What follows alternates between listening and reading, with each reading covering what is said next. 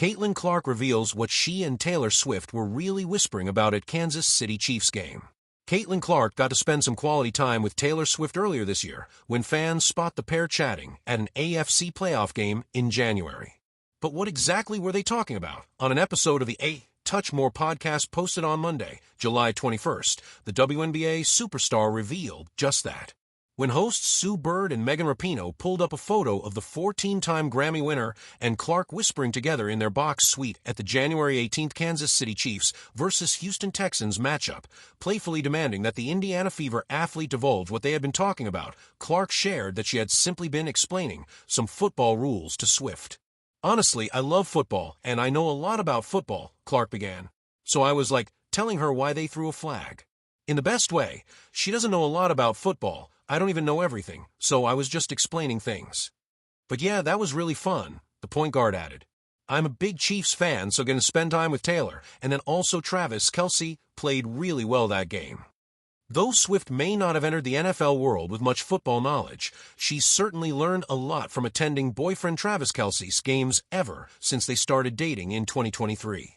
Both the tight end and Chiefs quarterback Patrick Mahomes have previously said that the performer has taken to drawing up her own plays, though Kelce admits that she's a little biased and often centers them around him. Swift and Clark's game day hangout had been a long time coming, with the pop star inviting the basketball player to accompany her on a Chiefs outing way back in November. In addition to several bags of Eras tour merch, Clark says Swift also wrote a personalized note saying that she and Trav were hoping to attend one of her Fever games. A couple of weeks prior to the Chiefs vs. Texans game, Clark gushed about the musician on Travis Kelce's New Heights podcast. "It's just a great show and a lot of fun," she said of her Era's experience in Indianapolis. "My mom was begging me to take her. She's like, I gotta go, everybody's talking about it." I'm like, okay. Full Swiftie. Turn my mom into a full Swiftie now. Good time. See Clark's full appearance on the Touch More pod below. It was a fleeting moment, but it lit up the internet like a Taylor Swift bridge.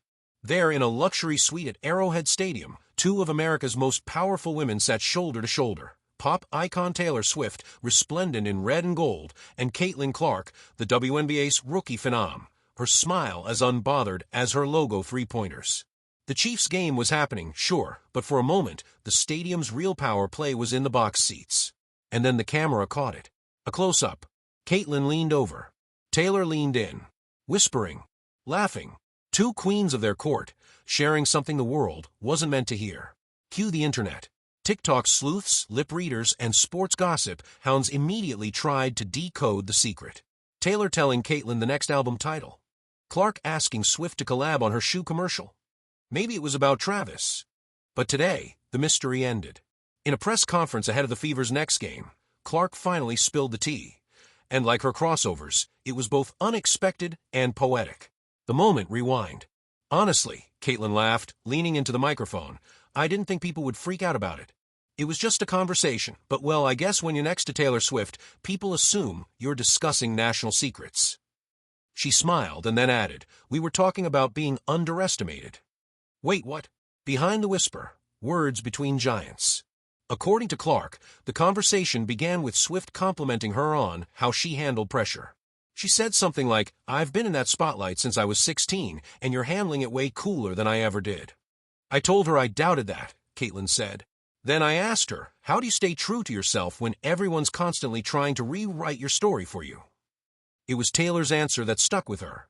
She leaned in and said, "The key is knowing which voices matter. Not all feedback deserves space in your head. Some of it's just noise trying to dress up like wisdom." Clark sat back in her chair at the press conference and shrugged, visibly moved. That hit me. It felt like something my coach or my mom would say. And she was just so real, you know. Two different courts, one common game. It might seem like a surprising pairing, a pop superstar and a basketball prodigy, but Caitlin pointed out the similarities. "We're both women who've been told to stay in our lane," she said. For her, it was, just write songs, don't be political. For me, it's just play ball, don't speak up about pay or respect. But that's not how it works anymore. We carry more than the score or the melody. The room quieted. Caitlin didn't shy from going deeper. Taylor told me she used to cry backstage after shows because of headlines she hadn't even read. And I told her I stayed off social media for 3 days after a game I thought I'd won for my team because one talking head said I was too confident. She paused. So yeah, we bonded. The real takeaway. And then came the quote that surely would be printed on posters, Instagram captions, and maybe a few WNBA-themed friendship bracelets. Taylor told me, the people who shine the brightest are always the easiest to target, but stars don't dim when you throw stones at them. They just burn hotter. Mic drop. Caitlin smiled when a reporter read the quote back to her. She's a poet, what can I say? And after that, we just joked about hot dogs.